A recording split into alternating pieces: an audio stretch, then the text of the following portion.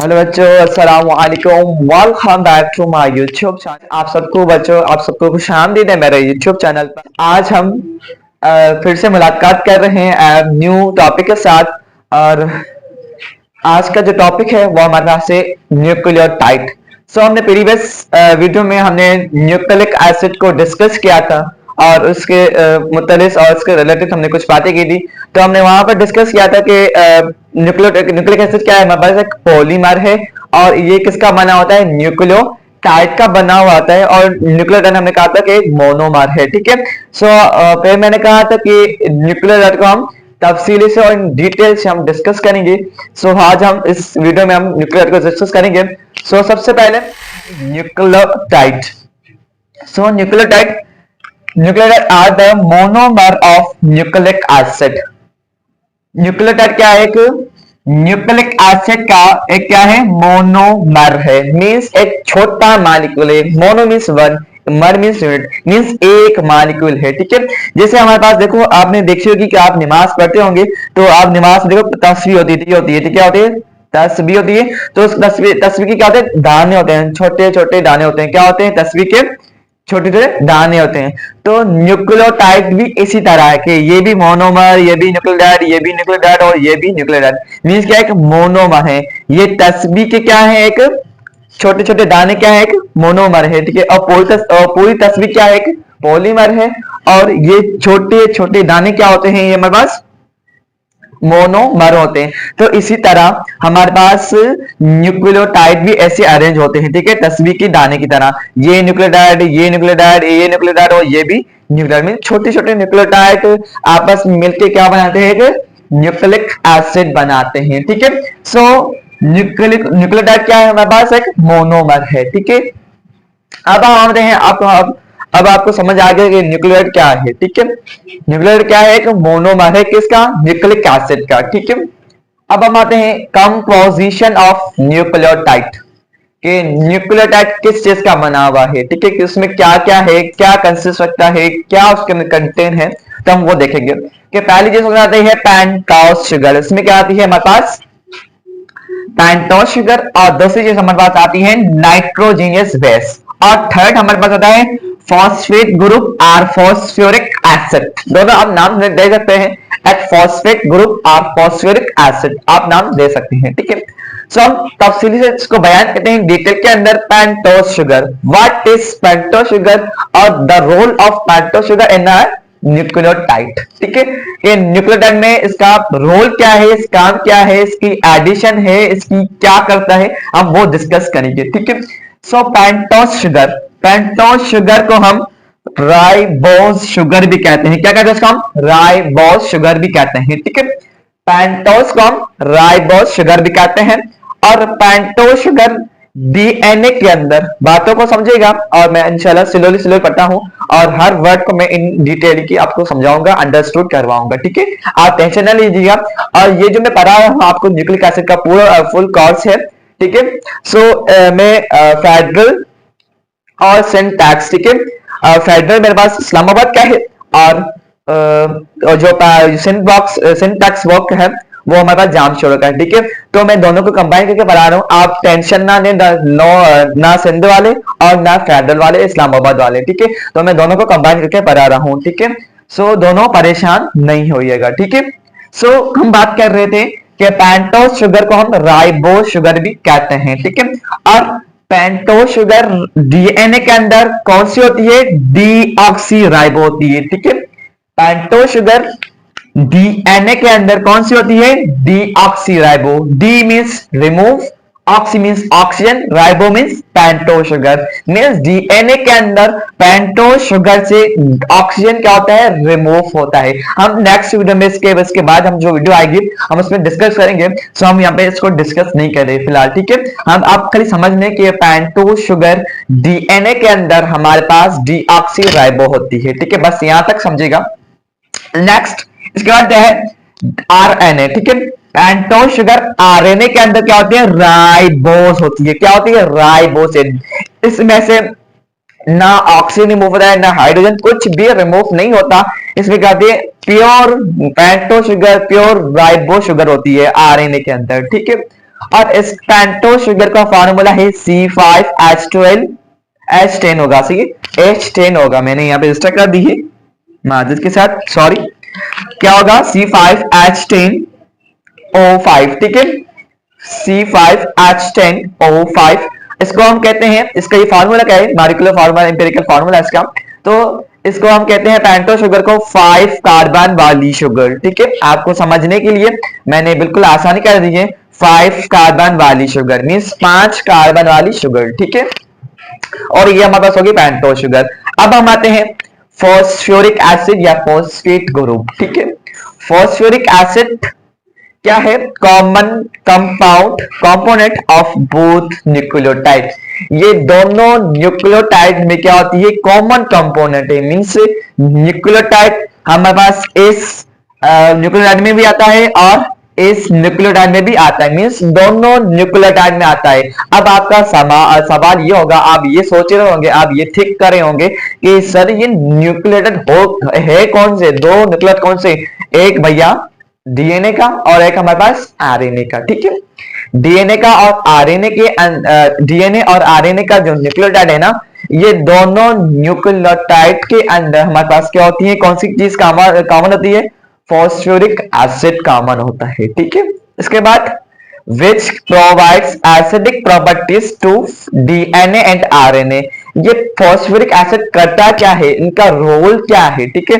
तो ये डीएनए के अंदर और आरएनए के अंदर हमने कहा कि दो कॉमन कंपाउंड है, उसमें भी सेम है, डीएनए में भी सेम है और आरएनए में भी सेम है, कोई भी चेंज वगैरह नहीं है।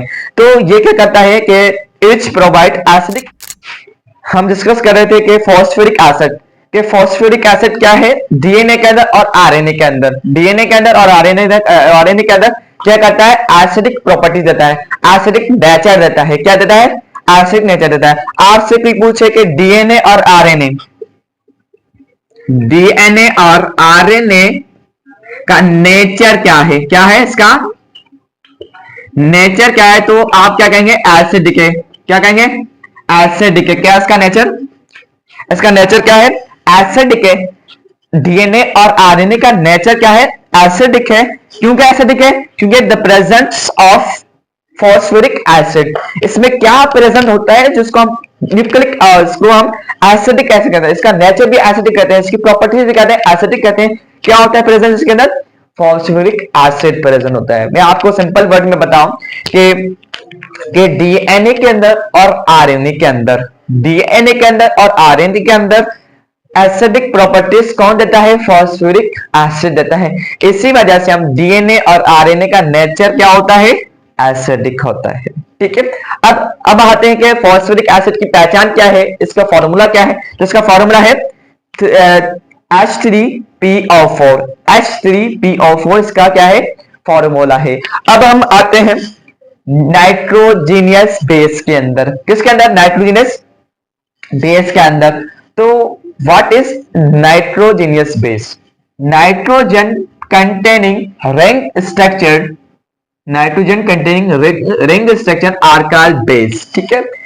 नाइट्रोजनस क्या है, नाइट्रोजन क्या करता है, एक रिंग स्ट्रक्चर है, ठीक है। नाइट्रोजन वाली, नाइट्रोजन की एक क्या है, रिंग स्ट्रक्चर है, जिसको हम कहते हैं बेस, क्या कहते हैं, नाइट्रोजन की एक रिंग स्ट्रक्चर है, ठीक है। हम रिंग स्ट्रक्चर को पढ़ेंगे नेक्स्ट वीडियो में, क्योंकि हम यहाँ नहीं पढ़े, क्योंकि बातें बहुत है और टॉपिक्स भी बहुत है और इस कॉन्सेप्ट भी बहुत है कि एक वीडियो में ये समाया नहीं जाता, ठीक है। एक वीडियो में हो जा भी जाए तो वीडियो बहुत लेजी हो जाएगी, और जो मेरे ऑडियंस वगैरह है, जो मेरे सब्सक्राइबर्स वगैरह हैं, जो मेरे भाई वगैरह हैं, जो मेरे बच्चे हैं, जो मेरे स्टूडेंट हैं, वो मुझे देखते हैं, वो इतनी लेंदी वीडियो नहीं देख सकते। और मैं खुद भी अंडरस्टूड हूं, मैं भी, मुझे भी पता है कि हर बंदा लॉन्ग वीडियो नहीं चाहता है, वो चाहता है कि शॉर्ट वीडियो हो और एक शॉर्ट के अंदर हो तो वो बातें समझ आ जाए।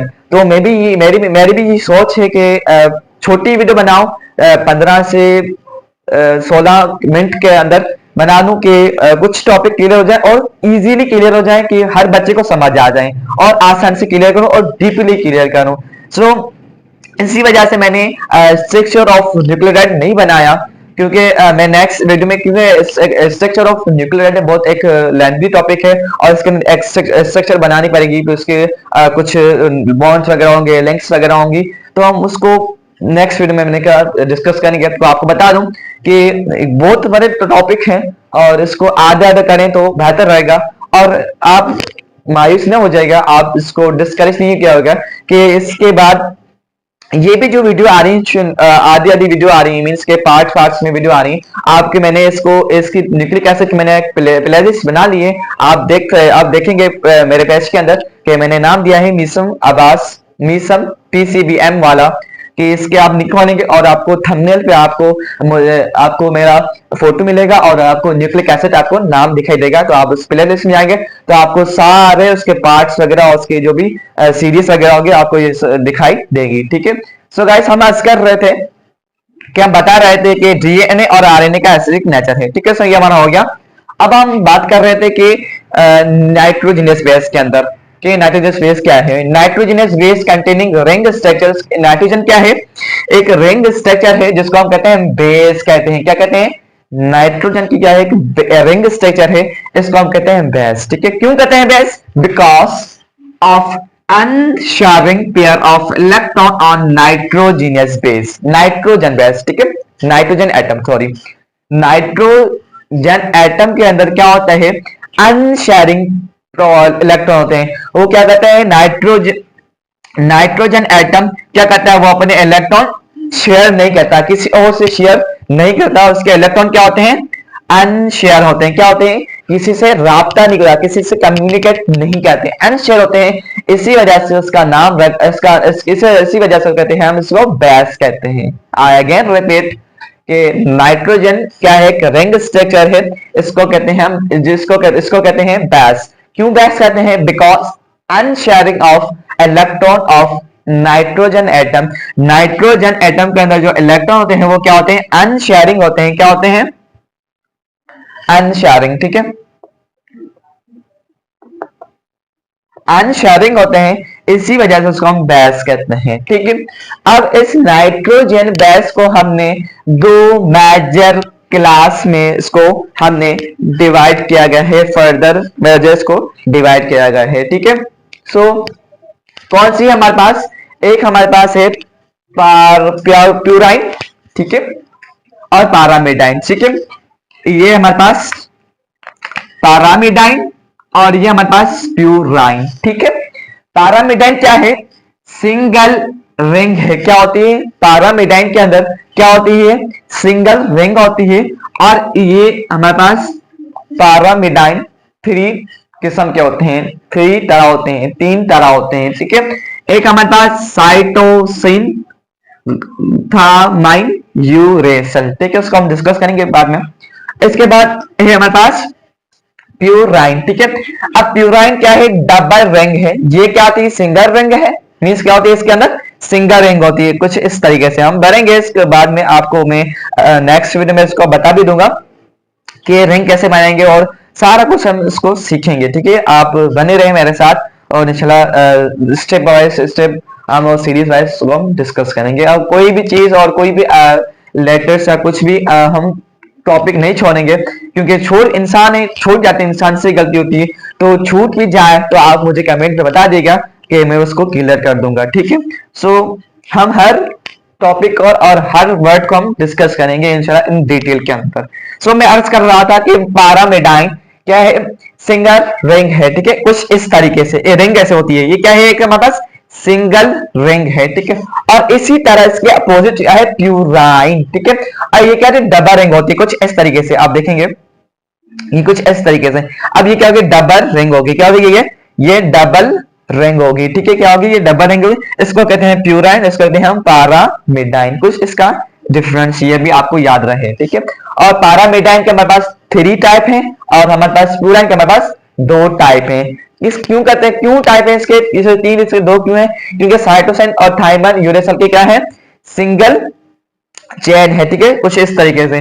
और प्यूराइन और एडेनाइन, ग्वानिन, क्यों प्यूराइन में है, क्योंकि इसकी स्ट्रक्चर क्या है, कुछ इस डबल रिंग की वजह से इसका नाम इसमें आया है, ये प्यूराइन में आया है। ठीक है, सो पारामिडाइन में क्या आता है, cytosine, thymine and uracil. Cytosine को हम शो करते हैं C से, थाइमाइन को शो करते हैं T से, और यूरेसिल को शो करते हैं यू से।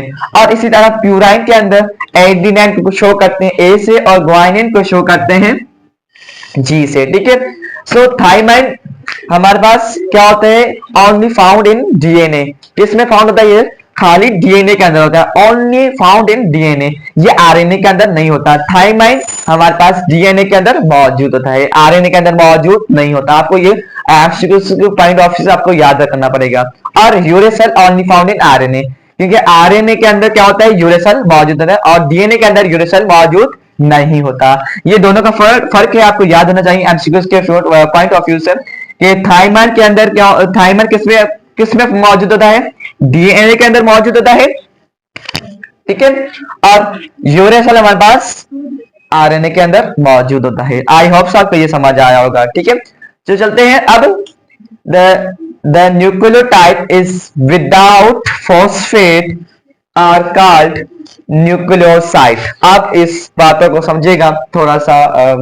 ठीक है, so the nucleotide is without phosphate, के न्यूक्लियोटाइड के साथ फोस्फेट ना हो तो हम इसको कहते हैं न्यूक्लियोसाइड। क्या कहते हैं इसको, न्यूक्लियोसाइड। फिर से समझिएगा थोड़ा डीपली से कि न्यूक्लियोटाइड के साथ फोस्फेट अटैच ना हो, विदाउट फोस्फेट हो, इस शक्ल को, इस शेप को हम कहते हैं न्यूक्लियोसाइड। क्या कहते हैं, न्यूक्लियोसाइड।